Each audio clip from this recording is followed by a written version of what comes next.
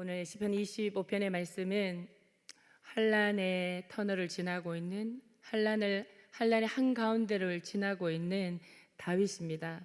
다윗이 고난으로 인해서 괴로움에 탄식하면서 하나님을 갈망하며 구원을 호소하는 기도문입니다. 오늘 그래도 25편에서 1절에서 22절까지 읽어야 되는데 시간 관계상 제가 6절까지 읽었거든요. 그래도 시편 중에 22절까지 있으면 조금 꽤 긴 편입니다. 이런 긴 시편을 묵상할 때 좋은 방법 중 하나가 자주 반복되는 단어의 밑줄을 그어 보는 것입니다. 그렇게 밑줄을 그으면서 읽다 보면은 몇 가지 패턴이 눈에 보입니다. 그 패턴을 자세히 살펴보면서 우리가 환난과 고통 속에서 어떻게 반응해야 하는지, 어떻게 믿음으로 돌파하며 나아가야 하는지 오늘 말씀을 통해서 살펴보고자 합니다. 첫째로 우리가 너무나 많이 들었던 얘기예요. 다윗은 환난 중에 문제가 아닌 누구를 바라봤을까요? 하나님이에요. 하나님께 그냥 바라본 것이 아니고 온 신경을 다해서 집중해서 하나님을 바라보았어요. 여러분 알고는 있지만 문제가 아닌 하나님께 집중하라 얼마나 많이 들었습니까, 여러분? 그렇지만 실천이 쉽지가 않은 것이 문제이지요.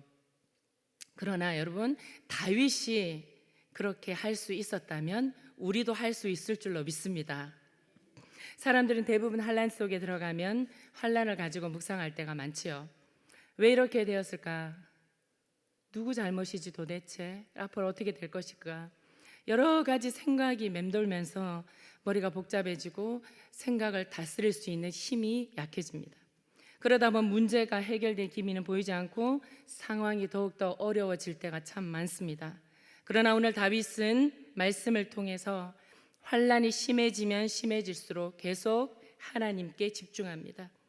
여러분 하나님을 집중하는 것을 볼 수가 있습니다. 여기에 돌파하는 기도의 비밀이 있는 것입니다. 어떻게 하나님을 바라보는지 말씀 PPT 한번 먼저 보여주시기 바랍니다. 1절, 2절, 5절, 12절 우리 말씀을 다시 한번 읽어볼까요? 다 같이 시작. 여호와여 나의 영혼이 주를 우러러 보나이다. 나의 하나님이여 내가 주께 의지하였사오니 내가 종일 주를 기다리나이다. 내 눈이 항상 여호와를 바라보면 22절 가운데 이렇게 하나님만 바라보나이다는 하나님께 집중하여 주님만 바라보는 다윗의 모습을 볼 수 있습니다. 문제를 계속 생각하고 묵상하면 아무 소용이 없습니다. 여러분 잘 알고 계시죠? 한방요법 중에요. 아픈 부위가 있으면 다른 반대쪽 부위를 자극해서 치료하는 방법이 있죠. 예를 들면 왼쪽 어깨가 아프면 오른쪽을 자극하는 것이죠. 마찬가지로 고난 속에서 우리가 고난을 묵상하는 것이 아니라 오히려 하나님의 말씀 속으로 들어가야 된다는 거예요. 알고 있는 것을 실천해야 된다는 것이에요. 내게 고통을 주는 사람만 생각하면 분하고 잠도 안 옵니다. 오히려 속병만 쌓이고 혈압만 올라갈 것입니다. 그러니 사람이 내게 고통을 줄수록 역으로 사람이 아닌 누구요? 하나님. 그것도 온 심경을 다해서 집중해서 하나님을 바라보아야 합니다. 어떤 분이 굉장히 억울한 사연으로 감옥에 들어가게 되었다고 해요. 이 억울한 사연으로 감옥에 들어가 있어야 할 곳이 아닌데 감옥에 들어가 있으니 얼마나 분하고 억울했겠습니까? 그래서 그 사람만 생각하면 복수해야지. 내가 나가기만 해봐라. 나가면은 가만두지 않을 거다. 이런 마음으로 맨날 며칠을 지새고 나니 어떻게 했습니까? 몸과 영혼이 다 망가지는 거죠.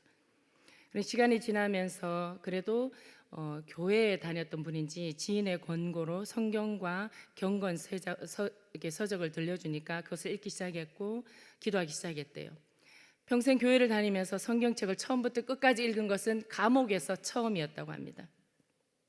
그러자 성경을 펼쳐 읽기 시작하니까 자연스럽게 자신이 처한 이 억울함, 문제보다 자꾸 여러분 성경은 누구에 대해서 얘기해요? 하나님에 대해서 얘기하는 거예요. 하나님이 어떤 분이신가? 이 하나님을 어떻게 우리가 믿고 살아야 되는 것을 말씀하는 게 성경이잖아요. 성경을 자꾸 보다 보니까 내가 억울해했던 사람과 문제보다 하나님이 자꾸 이렇게 글자 속에서 하나님이 보이기 시작하는 거예요. 그때부터요. 그것이 하나님 때죠. 하나님의 때에 말할 수 없는 평안과 기쁨이 넘치는 것을 경험했다는 것이에요. 그러면서 자신이 지나온 세월을 돌아봅니다. 내가 잘못한 것도 깨닫게 되고 자기가 몰랐던 죄들이 다 말씀 앞에 드러나면서 회개하고 또 앞으로 어떻게 살아야 될까 어렴풋이 이해가 되더래요. 이 감옥이 하나님의 말씀을 보니까 어떻게 해요? 희망의 장소가 된 거예요. 절망스러울 감옥이 하나님을 바라보니 희망과 소망이 생겼다는 거예요. 사실 우리 성경에 있어요. 여러분, 성경에서 예수님의 복음을 전하다가 갇혀서 억울한 사람이 베드로하고 바울보다 더한 사람이 어디 있겠어요. 근데 예수님을 만난 바울과 바나바는 그냥 절대 평안 속에 베드로는 천사가 툭 쳐서 깨울 때까지 굴굴 잤어요. 하나님 주신 평안이죠. 바울은 또 매를 그렇게 맞고도 감옥에 있을 때 하나님을 찬양했어요. 그 가운데 하나님이 개입하셔서 문이 척커덕 열리는 돌파의 기적이 일어났던 것입니다. 여러분, 우리도 억울하고 힘든 시간에 더 집중해서 하나님을 바라보아야 됩니다. 너무나 잘 알고 있는 거지만 여러분, 운동에도 무엇이든 기본기가 중요하잖아요. 기도하고 성경을 읽고 찬양하고 예배하는 시간을 더 많이 가져야 되는 것이에요. 실천해야 되는 것입니다. 하나님이 만드신 만물을 바라보면서 크신 하나님을 묵상해야 하는 것입니다. 때로는 광야에서 길을 잃으면 어떻게 해야 됩니까? 그대로 있어야 되는 거예요. 안개가 가득하면 안개가 거칠 때까지 견뎌내야 되는 것입니다. 광야 때는 아무리 몸부림쳐도 안 되는 것이에요. 하나님의 때를 어떻게 해요? 하나님 바라보면서 기도하면서 말씀을 열어서 하나님의 때를 기다리면서 하나님이 어떤 분이신가 묵상하면서 그 때를 기다려야 되는 거예요. 다윗은 광야 생활을 줄여달라고 기도하지 않았어요. 다윗은 그저 간절히 하나님 바라고 하나님을 더 예배했어요. 하나님께 더 간절히 기도했습니다. 그리고 둘째로 다윗은 환난 중에 계속해서 하나님에게 길을 가르쳐 달라고 기도했습니다. 사람이 환난 속에 들어가면 당장에 앞날을 어떻게 해야 될지 방향이 보이지 않을 때가 참 많습니다. 환난이 내 안에 확 덮쳐버리면은 뭔가 뚜렷해지고 희미해지기 시작하고 어두워지기 시작하는 거예요. 결정하는 것이 두려운 것이에요. 그래서 환난 중에 당장 필요한 것을 순간순간 헤쳐나가고 결정을 해야 되는데 그렇게 돌파하고 나갈 수 있는 힘과 지혜가 없는 것이에요. 이럴 때 하늘의 지혜가 필요한데 다윗은 그렇게 했다는 것이에요. 다윗은 하나님께 지혜를 달라고 수없이 기도했습니다. 말씀 볼게요. 말씀 다시 4절, 5절, 9절, 12절 다 같이 한번 말씀 읽어보겠습니다. 시작. 여호와여, 주의 도를 내게 보이시고 주의 길을 내게 가르치소서. 주의 진리로 나를 지도하시고 교훈하소서. 온유한 자를 정의로 지도하시며 온유한 자에게 그의 도를 가르치시리로다. 여호와를 경외하는 자 누구냐? 그가 택할 길을 그에게 가르치시리로다. 아멘. 여러분, 하나님의 음성을 듣는 연습 중에요, 하나님은 아주 작고 사소한 일들을 하나님께 아뢰는 거예요. 평범한 일들을 하나님께 묻는 것이에요. 하나님, 이건 어떻게 할까요? 저건 어떻게 할까요? 그렇게 하나님 앞에 기도하며 결정하는 훈련을 가져야 되는 것이에요. 전에는 나의 경험, 여러분 경험치가 많이 쌓이면 경험에 의존할 때가 되게 많습니다.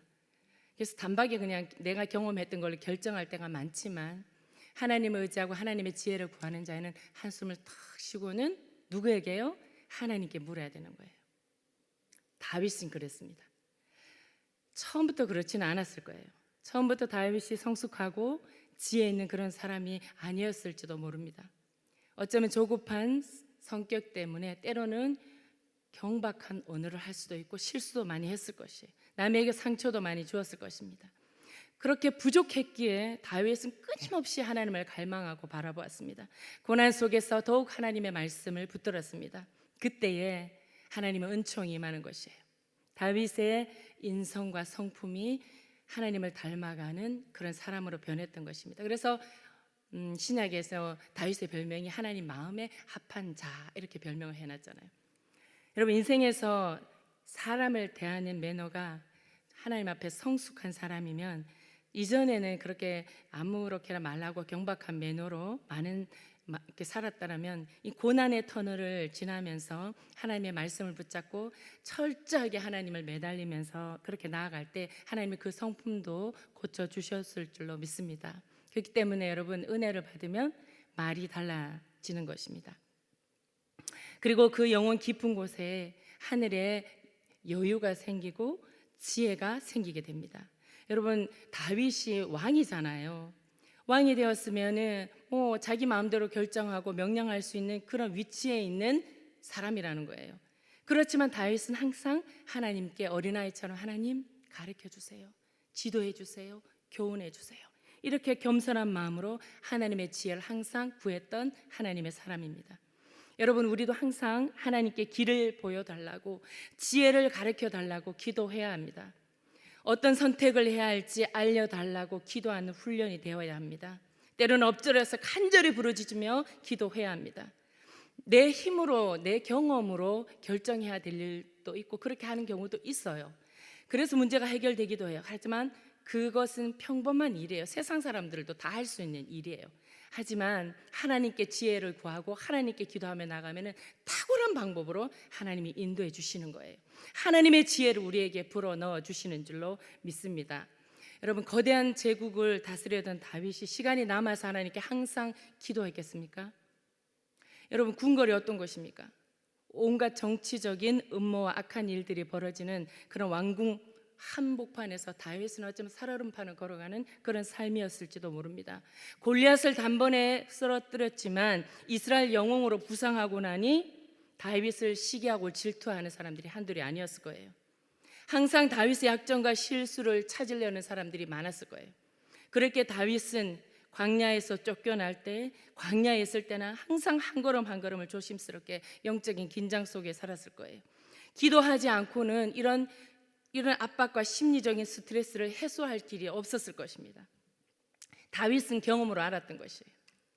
하나님 앞에 10분, 30분, 1시간, 때로 온종일 기도하는 것이 자기들의 똑똑한 부하들을 다 모아놓고 10시간, 20시간 회의하는 것보다 더 낫다는 것을 경험해서 알았을 거예요. 그렇게 기도의 응답을 자꾸 체험하다 보니 기도의 재미가 붙어서 틈만 나면 하나님께 기도하게 되는 것입니다. 자기가 고민하던 것을 멈추고 기도로 하나님의 지혜를 구하는 것입니다. 야고보서에도 주님이 말씀하셨잖아요. 구하라고. 너희 중에 누구든지 지혜가 부족하거든 모든 사람에게 그냥 주시는 것이 후히 주시고 꾸짖지 아니하시는 하나님께 구하라라고 말씀하셨어요. 후히 주신 하나님께 지혜를 구할 때 하나님이 주신다고 약속해 주셨습니다. 이 약속의 말씀을 붙들고 하나님의 지혜를 구하는 저와 여러분이 되었으면 좋겠습니다. 기도하며 광야를 뚫고 나온 자는 더욱더 성숙해지고 지혜로워집니다. 이런 지혜는 여러분 학교에서 배울 수 있는 것이 아니에요. 인생의 고난과 시련 앞에서 하나님 앞에 겸손히 기도하며 하나님의 지혜를 구한 자만이 얻을 수 있는 축복입니다. 실패하고 좌절할 때도 여전히 희망이 있는 것은 이 고난을 통해서, 이 모든 상황을 통해서 하나님께서 조금 더 하나님의 지혜를 배울 수 있는 기회로 주신다는 그런 기회로 삼기 때문입니다. 그리고 세 번째로 다윗은 환난 중에 계속해서 자신의 죄를 용서해 달라고 기도했습니다. 집중해서 하나님을 바라보고 어떤 문제 앞에 하나님께 사소한 것이라도 지혜를 묻고 그리고 자기의 죄를 하나님께 내어놓았습니다. 여러분, 사람은 항상 환난에 빠지게 되고 고난에 빠지게 되면 원인을요 자기보다는 남의 탓을 할 때가 참 많습니다. 저 역시 그렇습니다. 억울해서 못 살겠다, 이 억울하면 어찌할까, 이런 어리석음에 빠질 때가 참으로 많습니다. 자기는 잘못한 게 없는데 억울하다고. 하지만 여러분, 어찌 사람이 실수가 많은 우리 사람이 100% 억울하기만 하겠습니까? 상대가 있고 다른 환경이 있는데 다만 몇 퍼센트로 조금이라도 잘못이 있었을 거예요. 그리고 이 몇 퍼센트의 생각보다 이 작은 자기가 생각하는 이 작은 몇 퍼센트밖에 안 되는 것이 얼마나 큰 파장을 일으킬 수 있다는 것을 알아야 됩니다. 여러분, 바닷물의 염도가 3% 정도밖에 안 되지만 이 바닷물의 소금의 3%가요 바다와 민물을 나누잖아요. 하나님의 사람은 겸손히 하나님 앞에, 주님 앞에 엎드려서 자신의 죄를 회개하는 사람입니다. 이것이 다윗의 위대한 점이라는 거예요. 그는 자기가 기억할 수 있는 한 젊은 시절에 과거의 모든 죄부터 하나님 앞에 철저하게 회개하며 나아갑니다. 말씀 한번 띄워주세요. 시편 25편 7절, 25편 11절 말씀 우리 다 같이 한번 읽어보겠습니다. 시작. 여호와여, 내 젊은 시절의 죄와 허물을 기억하지 마시고 주의 인자하심을 따라 주께서 나를 기억하시되 주의 선하심으로 하옵소서. 여호와여, 나의 죄악이 크오니 주의 이름으로 말미암아 사하소서. 참으로 내 죄가 많도소이다. 아버지, 나를 용서하여 주옵소서 하며 하나님 앞에 회개하며 나아갑니다. 사실 객관적으로 보면 우리가 물론 밧세바 사건도 알고 있지만은 다윗 정도면 그래도 괜찮게 살은 사람이에요. 하나님만 바라보고 살았으니까.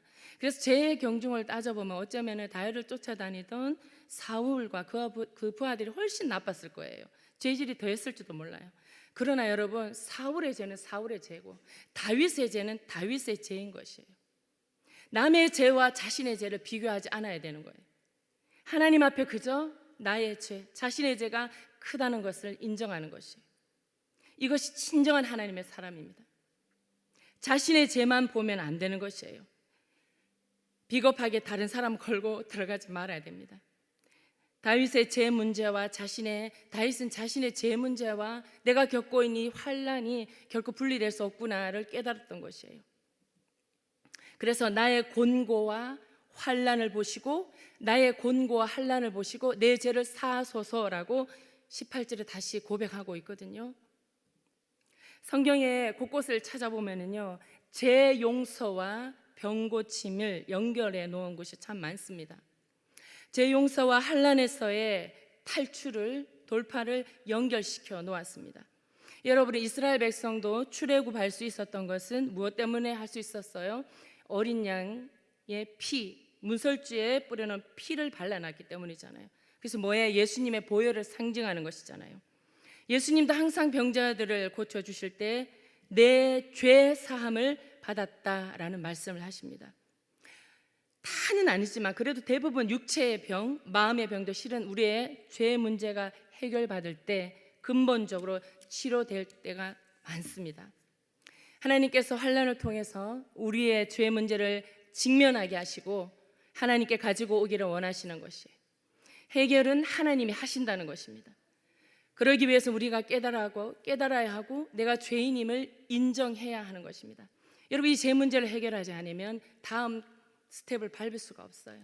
때로는 하나님께서 한두 시간 회개 기도만 시킬 때도 있을 것이에요. 이 문제를 해결해야 돌파할 수 있기 때문에. 그리고 죄 문제를 하나님 앞에 아뢰고 난 네 번째로 다윗은 원수의 공격으로부터 보호해달라고 기도합니다. 시편 25편 19절 20절 내 원수를 보소서. 그들의 수가 많고 나를 심히 미워하나이다. 내 영혼을 지켜 나를 구원하소서. 내가 죽게 피하오니 수치를 당하지 않게 하소서라고 하나님 앞에 고백합니다. 하나님의 보호하심을 기도합니다. 다윗은 젊은 나이에 정말 어마어마한 골리앗 장군을 쓰러뜨렸습니다.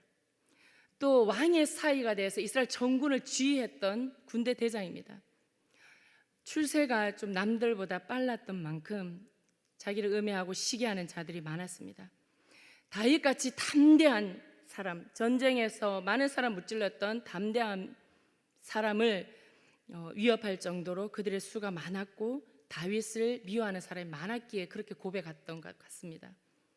그래서 다윗은 나의 원수들이 나를 이겨 개가를 부르지 못하게 하소서라고 하나님 앞에 간절히 기도합니다. 그만큼 원수들의 압박과 공격이 셌기 때문에 다윗은 정말 넘어질 정도로 굉장히 힘들었던 상황이었던 것 같습니다. 그래도 그때도 하나님을 의지하며 하나님 나를 보호하여 주옵소서. 이제 인간적으로 버틸 수 있는 한계점에 다다랐습니다. 주여, 나는 외롭고 괴롭습니다. 내게 돌이켜서 은혜를 베푸시옵소서라고 16절에도 고백하고 있습니다. 다윗이 내가 외롭고 괴롭다라는 고백은 정말 마음고생을 많이 했다는 것을 볼 수가 있습니다. 사방에 적들이 많고 배신도 당하고 주위에 사람이 그렇게 해도 많은데 외로울 때가 있다는 것이에요. 괴로울 때가 있다는 것이에요. 때로는 누가 적군이고 아군인지 분별할 수 없는 그런 모르는 상황 가운데 처해 있을 때 사람에게 마음을 주는 것조차 힘들었을 때가 있었을 것 같습니다. 다윗은 자신을 둘러싸고 아파가는 원수들로부터 자신을 구해달라고 보호해달라고 하나님께 기도합니다. 절박하게 하나님의 보호하심을 간구하며 부르짖습니다. 가만히 보면 다윗은요, 이 성경 읽어보면 원수를 막 멸망시켜 달라고 이런 기도가 아니에요. 그저 보호해 달라고. 하나님 나를 보호해 주십시오. 왜냐하면 심판은 하나님의 주권에 있기 때문입니다. 우리도 그래야 합니다. 하나님께서 우리의 원수들의 잘못을 정확한 기준으로 하나님이 분별하시고 하나님의 때에 하나님의 방법으로 심판해 주실 것이에요. 중요한 것은 일단 우리가 원수들의 공격으로부터 보호를 받아야 된다는 것이에요. 그 보호하심을 위해 기도해야 된다는 것이에요. 악인들의 핍박을 우리들의 개인적인 신앙과 인내만으로는 감당하기 어렵다는 것이에요. 그래서 우리는 결사적으로 성령 하나님의 계심을 요청하는 기도를 해야 하는 것이에요. 하나님이 그렇게 하라고 그랬잖아요. 그러면 구해야지요. 그렇게 하나님 앞에 기도하면 하나님께서 친히 나셔서 그 악인들을 물리쳐 주실 줄로 믿습니다. 하나님은 고난 속에서 우리를 공격하는 자들을 역으로 공격하시는 우리의 하나님이십니다. 이스라엘 백성을 추격해오는 애굽의 전차들을 몰살했듯이 때로는 도를 넘어서 극악하게 우리를 공격하는 이들을 반드시 하나님께서 응징해 주실 줄로 믿습니다. 하나님의 지켜주신 보호하심을 믿기에 우리는 스스로 칼을 드는 것을 포기해야 되는 것입니다. 사람들이 우리를 공격해 올 때 인간적인 방법으로 맞서지 말고 더욱 간절히 하나님의 보호하심을 기도하는 우리가 되었으면 좋겠어요. 그럼 하나님께서 신비한 방법으로 해결해 주실 줄로 믿습니다. 우리 하나님은 환난으로부터 우리를 열애시켜 주시는 분이 아니에요. 기도하는 자에게 환난을 이길 수 있는 은혜를 주시는 것이에요. 환난은 그냥 이를 칵 물고 견딘다고 견뎌지는 것이 아닙니다. 환난은 기도하면서 견뎌야 하고 그 견디는 차원들 더 넘어서 이 문제를 돌파하고 나아가야 되는 것이에요. 보통 때 드리는 기도의 강도를요, 환난 때는 2배, 3배를 늘려야 되는 거예요. 환난이 찾아올 때, 인생의 고난이 닥쳤을 때 하나님 앞에 간절히 기도하면 하나님께서 반드시 돌파구를 열어주실 줄로 믿습니다. 여러분, 때문에 돌파하는 기도는 나의 먼저 연약함을 깨닫는 것이에요. 하나님의 보호하심과 도우심을 구하는 기도입니다. 성령 하나님이 개입하시도록 문을 열어놓는 것입니다. 여러분, 혹시 지금 삶에서 크고 작은 환난의 때를 지나고 있습니까? 환난 속으로 들어가면 가장 먼저 드는 생각이, 내가 어쩌다가 이런 시련을 겪게 되었지? 난 참 죄 없는 사람이구나. 왜 하나님이 나에게 이런 시련을 주셨을까? 그러나 이 죄 많은 세상이요, 불완전한 이 세상을 살아가는 우리는 결코 환난을 피해갈 수가 없습니다. 그것을 현실적으로 받아들여야 되고, 때로는 하나님께서 이 고통과 시련과 환난을요, 하나님이 사용하는 놀라운 도구로 사용하실 때가 너무 많다는 것입니다. 하나님 무엇보다 우리를 그분께 가까이 가게 하시려고 때로는 고통을 사용하십니다. 시련은 우리를 절망하게 하면서 또 겸손하게 합니다. 비로소 우리는 땅에서 눈을 들어 하늘을 바라보고 주님을 바라보는 것이에요. 내 힘으로 해결할 수 있었다면 벌써 해결했을 것이에요. 시련은 모든 자원을 다 동원해도 해결되는 것이 아니에요. 나의 한계점에 다다랐을 때에 우리가 하나님을 바라보는 은혜가 우리에게 임하는 것입니다. 여러분, 때로 하나님이 일하시는 방식은요, 이렇게 쓰레기가 다 이렇게 막혀버린 시내에 어떨 때는 확 무서운 폭우가 확 내릴 때가 있잖아요.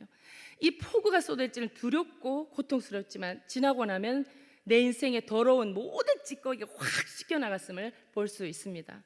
이 폭우가 아니었다면, 이 환난이 아니었다면 결코 가능하지 않았을 것이에요. 이럴 때 나의 신앙이 한 단계 점프하게 되는 것입니다. 성경을 보면 모든 기도의 용사는 환난의 용광로에서 만들어졌음을 알 수 있습니다. 만약 그들의 인생이 잘 나가고 있었다면 결코 하나님 앞에 처절하게 부르짖어 기도하지 않았을 것이에요. 환난을 통해서 그들의 기도에는 겸손함과 간절함이 더해졌고 기도는 하나님의 마음을 움직였다는 것이에요. 하나님은 이런 자를 찾습니다. 말씀 한번 보겠습니다. 역대하 16장 19절 다 같이 읽겠습니다. 시작. 여호와의 눈은 온 땅을 두루 감찰하사 전심으로 자기에게 향하는 자들을 위하여 능력을 베푸시나니. 저는 이 말씀을 몇 년 동안 주시면서 전심으로 구할 때까지 하나님 이 말씀을 계속 주셨어요.